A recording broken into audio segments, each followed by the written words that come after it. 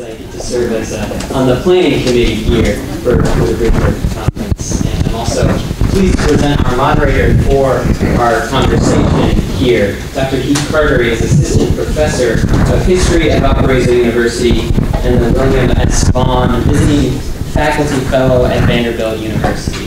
He is the recipient of numerous awards and fellowships, including the Martin Luther King Jr. Award in 2017 from Valparaiso University. Any conversation on faith and community, whether it's in this town, whether it's in this campus, there's a likely chance that Heath Carter will be a part of it, or will have started it. And in those conversations, that has had a tremendous impact on numerous communities and groups and individuals, including myself and many of my friends. So we're glad to have Dr. Heath Carter as a moderator for this presentation. Thank you very much, Caleb. That's very kind. Is this on? Is this working? No. Is this? Okay. You can hear me? Okay, great. Well, I'm just delighted to be here with all of you and with three of my friends who are in ministry here in Northwest Indiana in various contexts. And I'm going to let them talk in just a moment about what those contexts are. But just one other quick thought by way of framing this. I have the fortune and misfortune, I think, of being on Twitter, which is an important place where conversations are happening these days about faith in public life, and a lot of leading public Christian intellectuals are in that space. And you know, I often enjoy and learn a lot from those conversations, but I'm also dismayed frequently at the ways that Christians of different persuasions, political, theological persuasions, treat one another in that space. And I often have had occasion to reflect in the ways in which it's not a good witness for the church, actually, that we fail so often in our public conversation to be able to just have some basic modicum of respect for people with whom we do have profound disagreement, and we do have profound disagreement within the American churches. So today I have three friends here with me that I imagine, knowing them all to various degrees, do disagree significantly about some of the things that are going on in our society and how Christians might respond to them. But I'm just delighted to have this opportunity to sit together and to talk together a little bit about what we make of the moment that we're in. So I'm going to actually just let you all introduce yourselves and talk for a second about the context that you find yourself in, and then we'll use that. I think it'll be helpful to know that as we proceed into the conversation. So Jean, do you want to do? No, go for it. Throw me under the bus. I am Erica Gibson-Even. I'm a pastor at one of the Lutheran churches here in town, up across from the high school if you're local. A Lutheran church is a church that has a historical Lutheran liturgical connection. We are a very broad congregation, I'd say, in terms of where we find ourselves theologically and politically, and how comfortable we are engaging in questions of justice and in our community. It's a fairly stereotypically suburban congregation. So we have a lot of little people running around, a number of youth, a real spectrum of ages, but being Valparaiso, we are a fairly white congregation, and would love for that to be different, but we have a lot of growing to do for that to happen. We have a number of ways that we're connected in with the community in overnight shelter ministry and individual folks that are pulled into different areas of justice and things like that. And we have a lovely social action group that is perpetually pulling us forward and outward. And it's been exciting to see how they are growing and leading in our community. Great. Thanks, Erica. Okay. I'm Gene Tanner. I pastor the Nazarene Church, and again, for perspective, where Glendale dead ends into Silhavy, that's us. I'm in my 24th year, and what I'm slowly doing is transitioning out. I didn't want to retire and have everybody go, what do we do now? So Sean Evans has been my executive pastor. He's now my co-pastor, and I'm kind of giving him more, and I'm slowly, so I'm technically the co-pastor. It's a fairly large congregation. The Church of the Nazarene historically has been pretty conservative, but we're seeing the denomination and VNC, Valparaiso, change. I'm not sure we're so Republican anymore. I think we're all over the map, which is really a good thing. Same, mostly white Anglo. The dynamic church, I have a huge privilege to pastor that church. I think my great privilege, I get to be a follower of Christ. You know, I don't know much about Enoch. So was he a great preacher? Was he a missionary? All the Bible really says about this guy is he walked with God, and yet he's revered. I think that's what I want VNC to be about. I think I want to help people walk with God. But that's our church. Great. Thanks, Gene. Hi, I'm John Jackson, and I pastor the Trinity United Church of Christ in Gary, Indiana.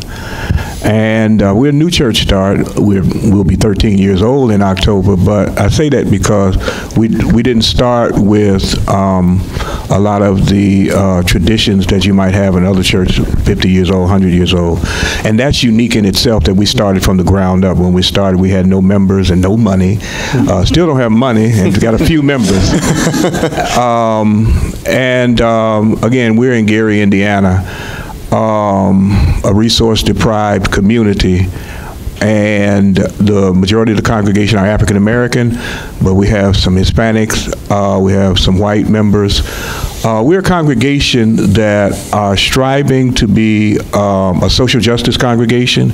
We're an African-centered congregation, which means we think of our history and our journey from our center of the majority of the congregation, who's African American, and the community African American. And we are a welcoming congregation, regardless of one's sexuality. We have some same gender-loving couples in the congregation, and within that, there are growing pains. You know, there are struggles with some members, but because of what we're trying to be as a loving congregation and a welcoming congregation, people are growing and maturing in that. And so it's just a little bit about us. Thank you all so much. I'm going to go ahead and just take us into this conversation a little bit. And you know, the theme is really about faith in the public square, and what does faith have to do with the public square these days? And I think maybe we can just start there. You know, I've been struck being in public meetings in this community by how often faith is brought into those spaces by members of the community. But I remember also being at a meeting at Valparaiso City Hall in the fall where someone did bring faith up in the context of a civic conversation, and there was a kind of response in the crowd of, I think someone actually said, you know, separation of church and state. What is this actually? That language doesn't have a place in this room. So I wondered about that, and about, I mean, I think we have kind of competing impulses here. I mean, on the one hand, many folks want to bring faith in the public square, and yet we do live in a diverse society that's diverse in many ways, including religiously. And so how would you talk about the place of faith in the public square today?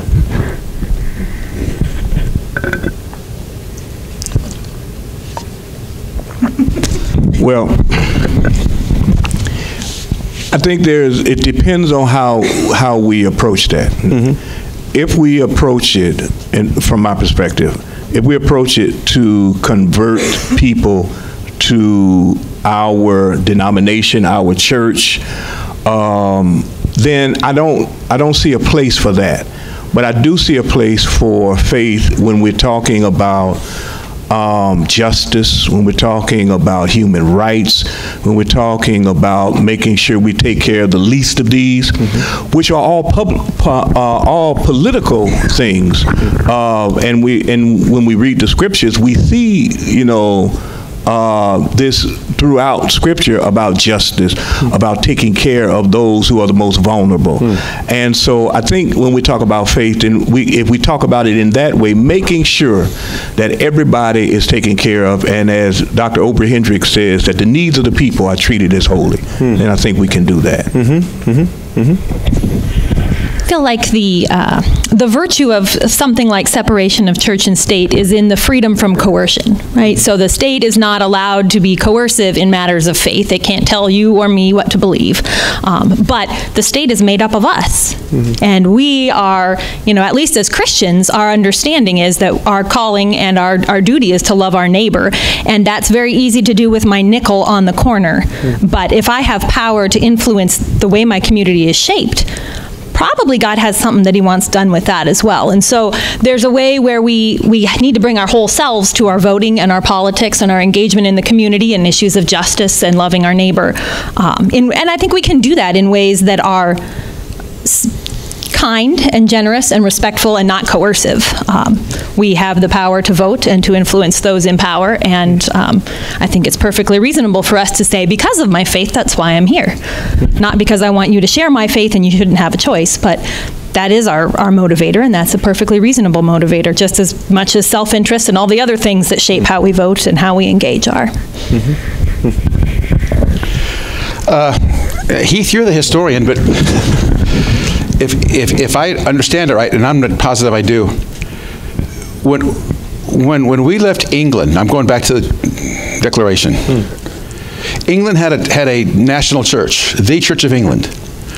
We did not want that, and so we made sure we didn't have a national church. I think the separation of church and state goes back to that, making sure we did not have a national church. So that's been achieved. But have we gone so far that we say we're going to take the church out of the equation? I'm not sure that's what the idea was. I think we have so many common interests that you guys have articulated so well. We have so many common interests. The church might be a great hope. Why would you neuter something that's on your side that can amass so much strength? I think the whole separation of church and state has evolved into something that was never intended to be.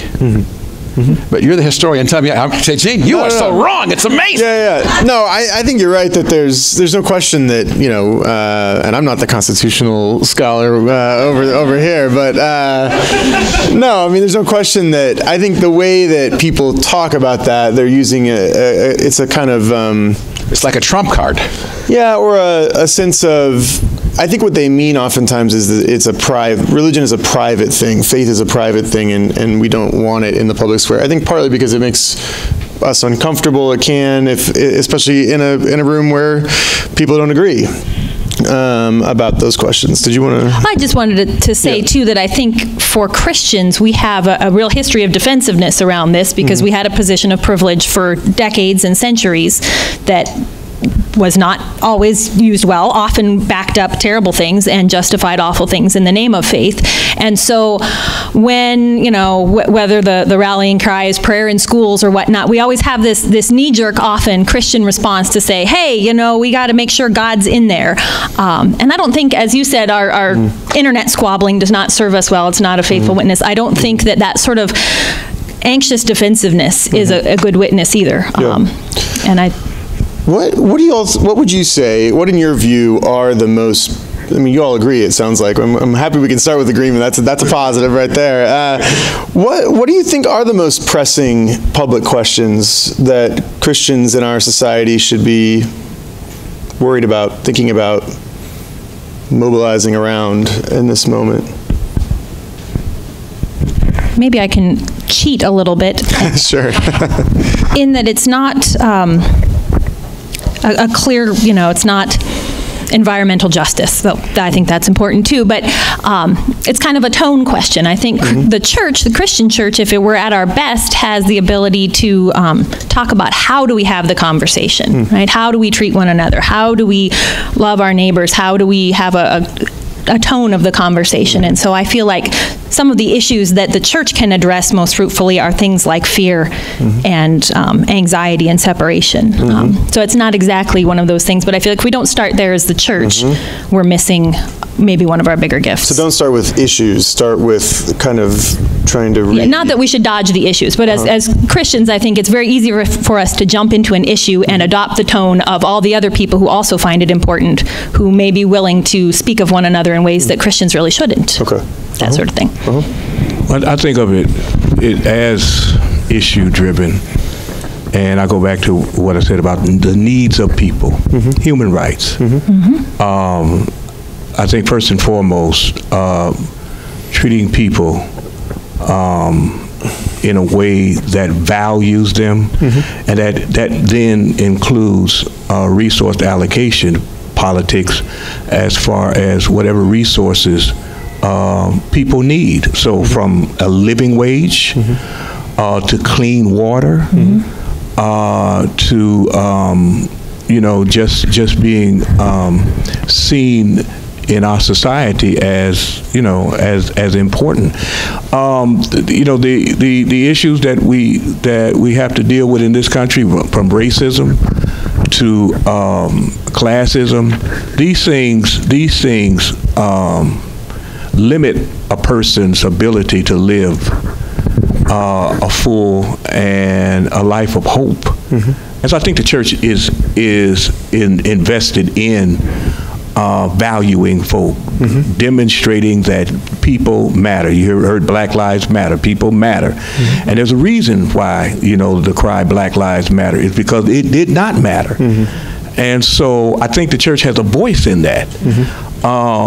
The prophets of the Old Testament, 8th century prophets, they weren't talking, as Kelly Brown Douglas says, they weren't prophesying to outside nations. They were prophesying to the people of the covenant who had begun to act like other places and devaluing people. So the orphans and the widows and the people that were most vulnerable were suffering. And so the prophets were saying to them, this is wrong.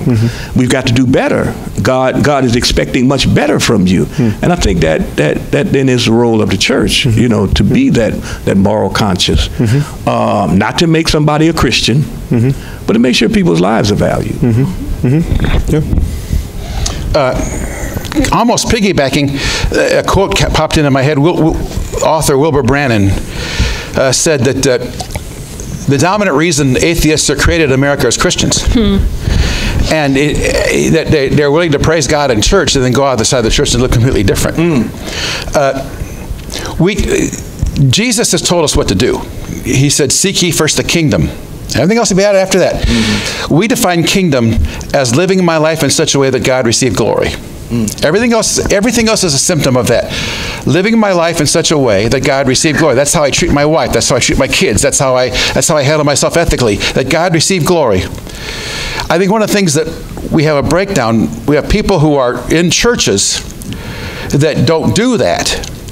And so people looking at the church, I think a dominant part of our culture says, well, the church, they're homophobic, they're Islamophobic, they're racist, they're this, they're that, they're conforming. I'd rather not have anything to do with that. There's a great research study that said America is incredibly interested in Jesus. They just don't want to go to his church. So I think we have to almost earn the right again. Because when somebody comes forward and says, can I speak on a matter of faith? A percentage of that room is going to go, oh, geez. We have to live kingdom so well. Because when you live kingdom, you end up being attractive to somebody else. They say, you might have something that I think I want because I'm living defeated. If we could actually live out kingdom, that God receive glory in everything in my life, does that then become a bit attractive and less offensive? So I think the dominant issue churches have got to face now, and not a new marketing campaign, but we have to give people the assurance. Our job is not to judge you. There's a wonderful old quote that says, not one person in time history has ever come to Christ because somebody showed them how they were wrong. But they do come if somebody would actually care, would love me, would accept me, would say, maybe it's not my job to change you. Maybe the Holy Spirit will fine-tune your life, but that's between you and God. Maybe it's not my job to change you. Maybe it's my job to love you. I think people are starving for that. And until we live at that level, we lose the right to say, and by the way, let's talk about social justice. So let's talk about, I think we have to earn the voice. And I'm not sure the churches have, that's one thing we're challenging VNC. We've got to earn the voice before we talk. That's so important, which is one of the stumbling blocks for those of us who who profess to be Christians. Sure. It's an area we don't want to deal with. And the statements you made about where, Heath, where some people say religion ought to be private, faith ought to be private. I don't know where that comes from, except from people who want to go to church on Sunday, but Monday through Saturday act like they have nothing to do with the church. Right. And that's the only place I can see where that comes from, because it just devalues faith. Yeah, exactly. my faith has to be public. Yes. It's not that it's not that I'm trying to coerce somebody to be like me. You know, you can be Muslim, you can be Baha'i, whatever. But yeah, but valuing people and demonstrating this love. You know, because you have a question on there. We know it's coming up. But the thing about American Christianity, you know, it seems more like the state, or some would say the empire, and others would call Constantinian Christianity, rather than the religion of Jesus, as Howard Thurman calls it. It seems that there are some things that have been co-opted, where people now see the flag rather than the cross. Well, I think that's actually a good transition to this next question, which is, you know, like so many of us, and I think as you know, we've been talking about all day today, I've been struck by the polarization, not just political polarization of our society, but really the religious polarization of the society. And I mean, it was powerfully illustrated in the wake of this most recent election when Donald Trump prevailed in November, and some Christians around this country rejoiced and felt that it was, I think, kind of Christian America maybe being, you know, an opportunity to bring it back from the brink. And other Christians in the society, you know, it was a deeply devastating blow to them, and they felt that this exposed in some way the hypocrisy of the American churches. And I mean, you couldn't have gotten two more stark interpretations of what happened.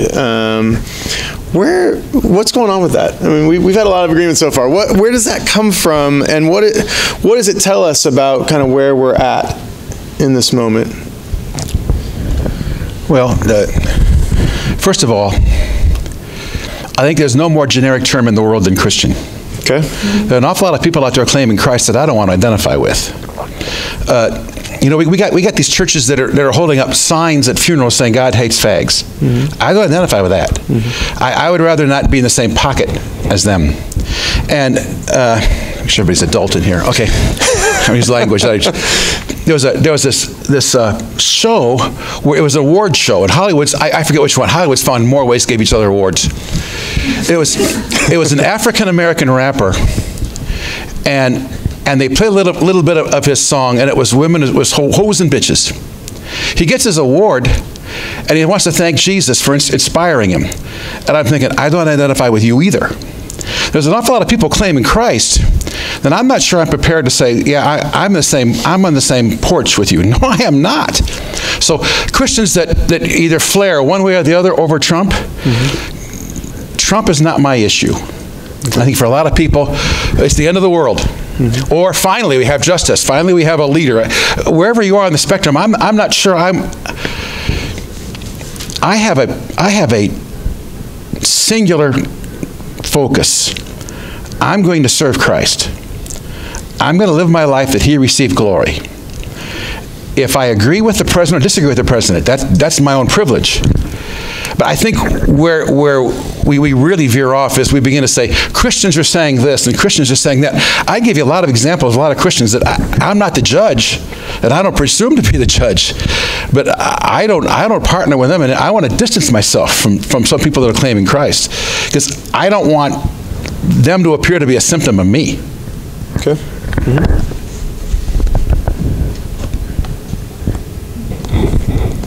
I agree. So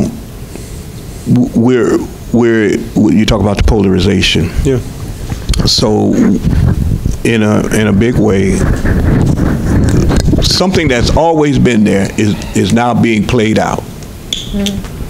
So this is not new. This polarization has been going on for a very long time, and part of it, you know, it's got many heads to the hydra. So part of it is just bad theology. Yeah. A lot of people have been digesting bad theology, the theology that you, Gene, are lifting up, that hates, that looks for the differences in people to make them deficient, less than, and that's something that has been a part of American Christianity. And then this marriage of American Christianity and the state. So that is about patriotism. It's not new. It happened under George W. Bush. It happened under Bill Clinton. It's been happening for a long time, where people, for some reason, see almost this narrative of American exceptionalism, meaning that God has picked out America as the shining example, which is not true. It's just not true. But it's at the undercurrent of this polarization. And so when you get, you know, somebody like Trump who plays the media real well, now you have a group of people that's saying, okay, we finally got Donald Trump into the White House. You see, and others are saying, you know, this does not bode well for a country that has the Statue of Liberty and talks about, you know, freedom and love and these great truths. It was always there, and we've been ignoring it for too long.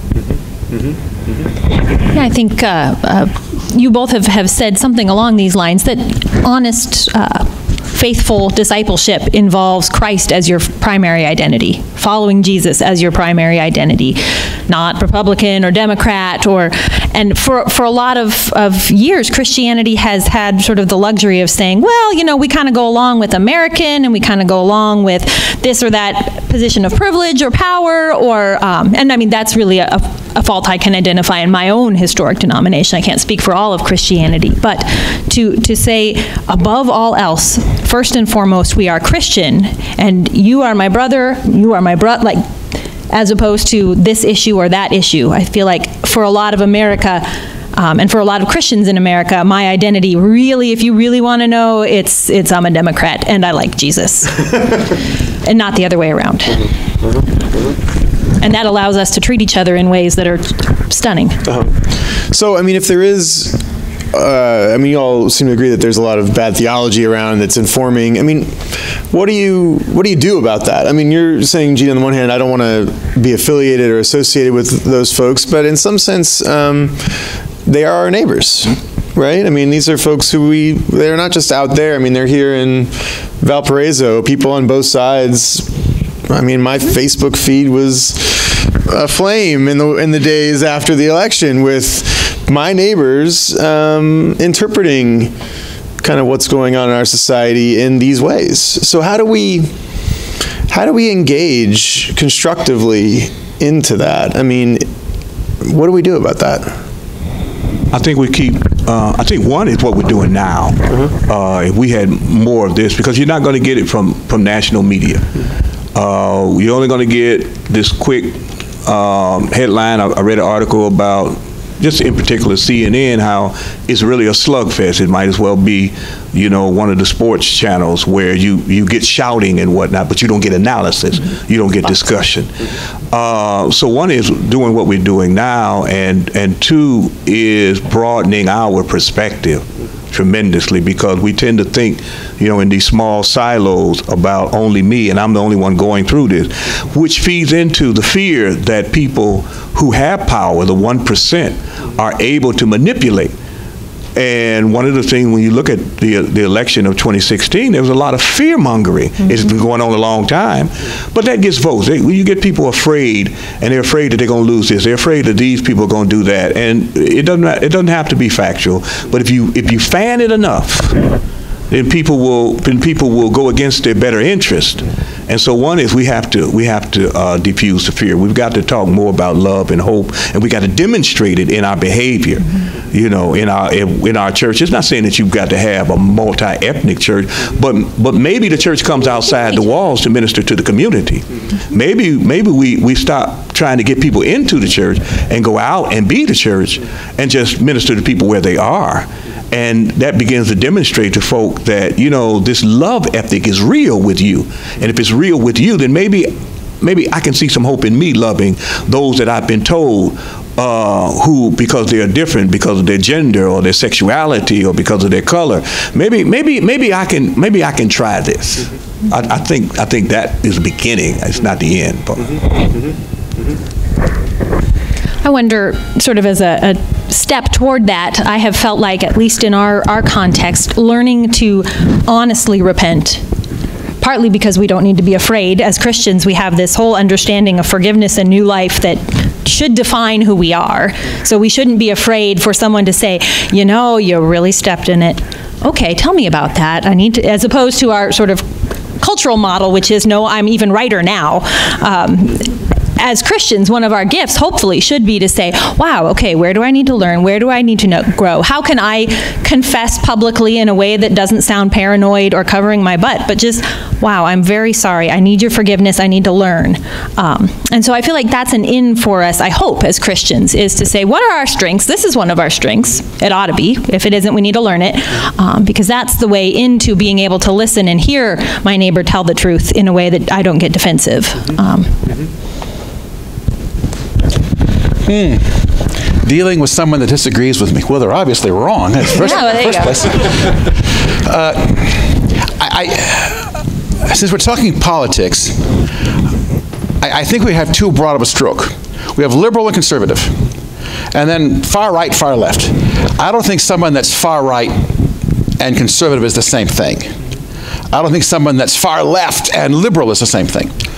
I'm not sure. I tend to be conservative, but I have thoroughly enjoyed. I think I'm here because of our conversations. It's a long story how Heath and I, but our friendship. Heath is not a far right guy or far left guy, but he's a liberal-minded. I'm not a far, but I'm conservative-minded. And we've talked for hours. You broadened my horizon. I like spending time with people. I don't want to deal with people that are so far out there. You probably don't want to spend a lot of time with someone that holds up a sign, God hates fags. You're probably not going to influence them much. And I'm not sure we're trying to convert each other, but hearing your perspective has really affected my perspective. I really like spending time with people who are not so crazy, they won't even hear you. You and I have talked for hours. And there have been times when schedule and you got to move on, I got to move on. I feel like, man, I miss hanging out with Heath. And talk about two guys. I think we are total agreement on about 25%. Yeah. Other 75%, we got to go, yeah, I'm not sure I'm with you. But you make a great point. And I'm not sure you're wrong. I need that. So whenever anybody is absolutely, positively certain, man, I don't know. I tend to pull back from those people. I haven't sensed that with you. And I hope you haven't sensed that with me. That's why I think, I'm a different generation. I was raised in a different culture. You're raised in a different culture. I like spending time with people who make me think and who they might be right. Because I'm not absolutely positive that I'm right in everything I'm thinking. I love cliches. All of my opinions are right. If one was wrong, I'd change it. And so right now, I think all my opinions are right, but you have the ability to change some. I don't want to be old and small. I don't want to not listen to someone who doesn't think like I think. I think that's when you stop growing. And I think the church, if the church ever feels like we have every single answer, we've got key answers. I mean, we've got key, legitimate answers that are real. But to go to these people and say, and therefore we have every answer, I think that's a very, very dangerous statement to make. I'm not prepared to make that. And the gift of the church is that it brings that together, right? I mean, that is one of the common pieces, presumably, that was a part of your conversation is, I can speak with you, I can listen, because I know that you... But plus he's not right. Yeah, well, yeah. I have several more questions, but I know we have about 10 or so minutes left, so I want to make sure if you have questions that you get to say or ask of these fine folks what you would like to. And if you don't, I have more to ask. So, yeah, David, and then we'll come up to you. This week on campus, we were blessed to have Reverend Eugene speak. And it was great hearing him talk. He kind of posed the idea that we're more in love talking about changing the world than going and acting. From your perspectives and your congregations, have you found that to be the case? To some extent, yeah. So, not only Gary food desert, resource deprived, the joblessness is somewhere around 40. Not only that, but there's some extreme conservatism runs through, and so in conversations with people, oftentimes we'll get that well, yeah, we want a better world, we think everybody's blah blah blah, but when it comes time to actually acting on it, it's a very different reality. So that's part of the struggle to line up belief with behavior, and that it doesn't happen. And I found it just doesn't happen overnight, but it does happen. And so one of the things I've had to condition myself and my expectations is that to celebrate the movement that we do make, and to not try to think that in my lifetime it's going to all get worked out. And I've had to resign myself to that I'm trying to inspire and encourage others to carry on, because that is it. Talking about it, as they say, the hip hop's talking about it but not being about it.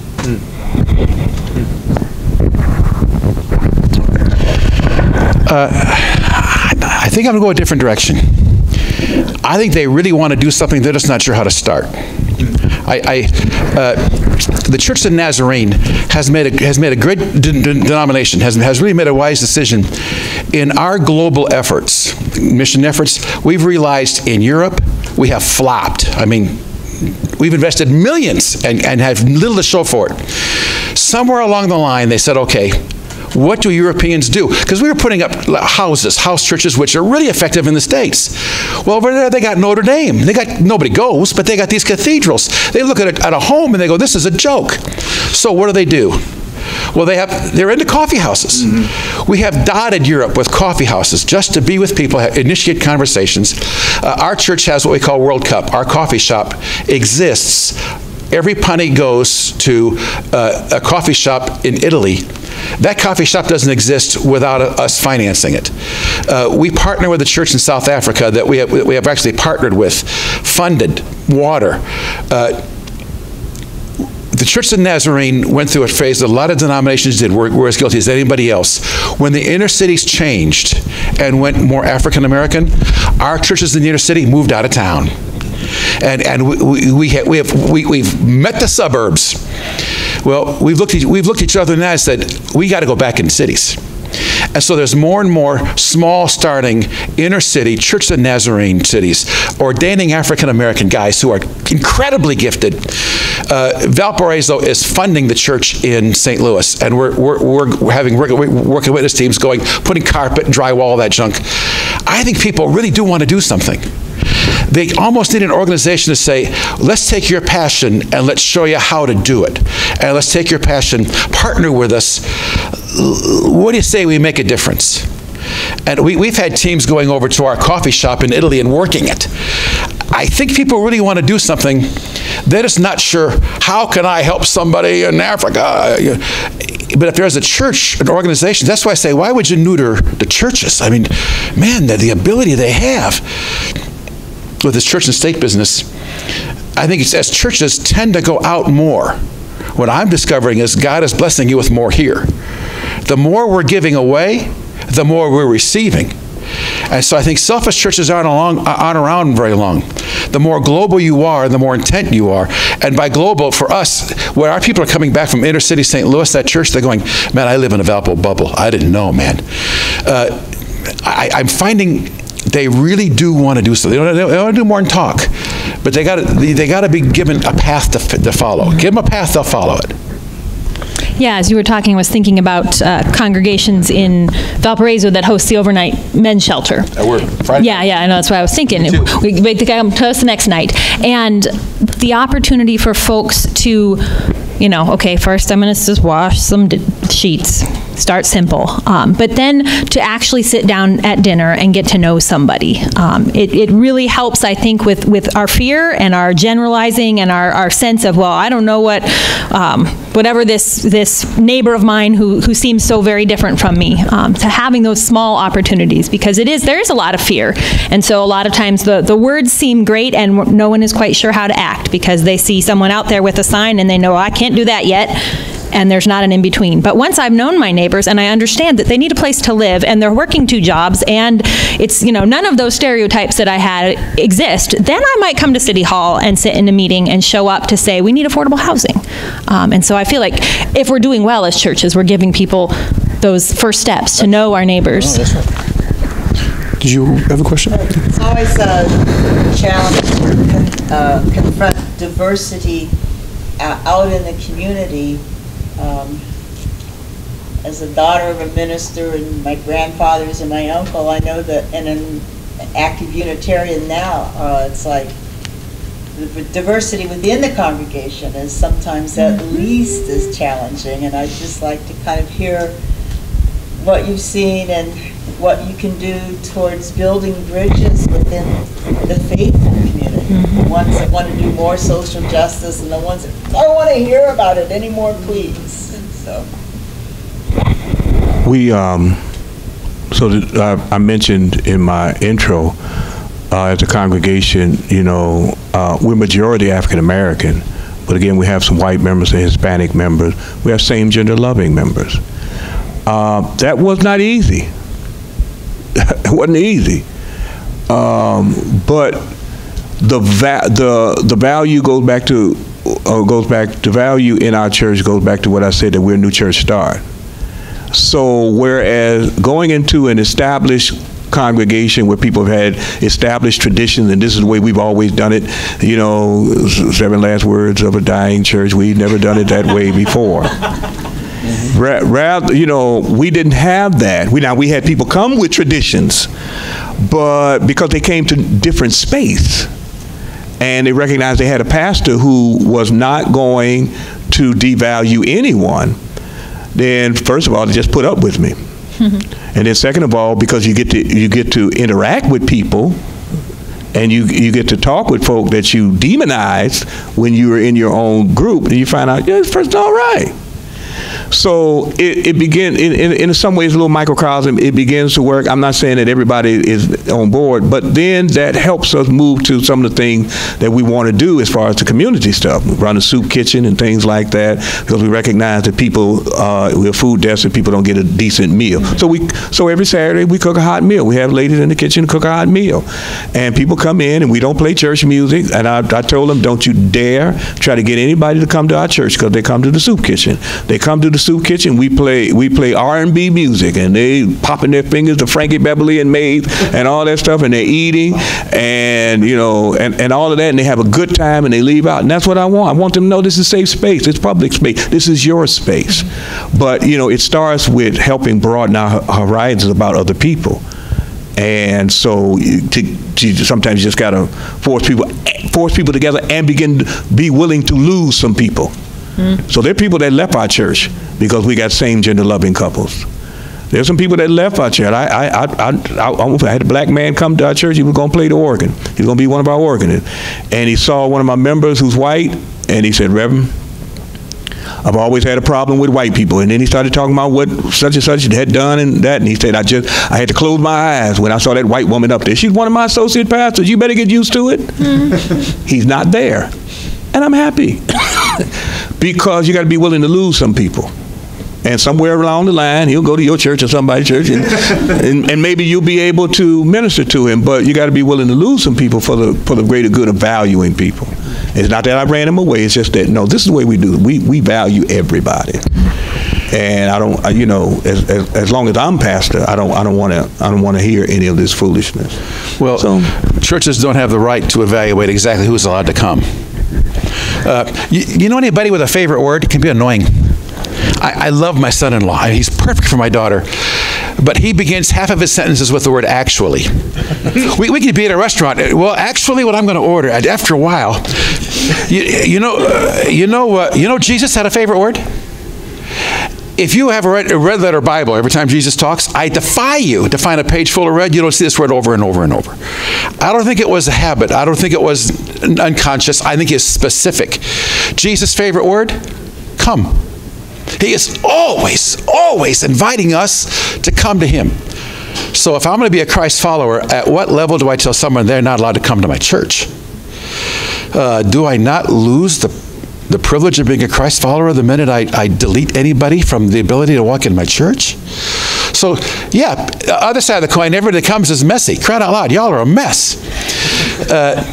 And there's a lot of people in intensive care in their emotions in their life. And we just love on them and do the best we can. But if Jesus' favorite word is come, and it is, then we have no option here. We have a very clear call. And so, yeah, diversity, we love it. We love it.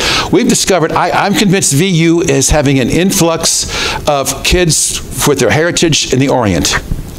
Because we get about a certain percentage of VU kids that find our church. And the number of those with an Oriental background at some level is incredible coming in. So I'm convinced VU is scoring in that part of the world. Come on. We have African American, we have a couple of lesbian couples. Come on. It's what it is. If Jesus' favorite word is come, I have no option except to say come. And that's a process for some people to get used to. Oh, yes. I mean, we have, when I talk about the soup kitchen and other things, there's a facility that there's a housing facility that, apartment complex that takes in people who have manageable mental disease and who are, low income. And so it's right across the street from our church. And so it more than some of the other things, it's a struggle to get members to, not get bent out of shape because somebody that don't smell the way, you think they ought to smell, or maybe look disheveled, to come into a worship service to try to, to try to help them see, this is a person. This is a person. And so it's a struggle. That word come is what I operate on. And so a lot of it has to do with the leadership of the church. Many times, this is where pastors become very important to say, congregation, there are, and in Bible classes, not just sermonically, but saying, no, we talk about the come of Jesus, that Jesus is a welcoming Savior. And everybody, in fact, Jesus hung around the people that the good church folk wanted to reject. Exactly. And that takes a lot of teaching, too. It takes a lot of teaching, and it takes example from the leadership. When the pastor is willing to step out front and lead in that way, it helps other people in the congregation. Well, religion tends to make enemies. Jesus tends to make friends. Once you begin to understand him, a lot of barriers go away. I'm sorry. I was going to say, we are, unfortunately, we're out of time. I don't know if you wanted to jump in there at all. Okay. Well, I am really, again, grateful to the three of you. I know leading a church is a busy life, and I know Saturday is the day before your big work day. So I appreciate you being here and engaging in this conversation. And let's thank these fine folks. Thank you.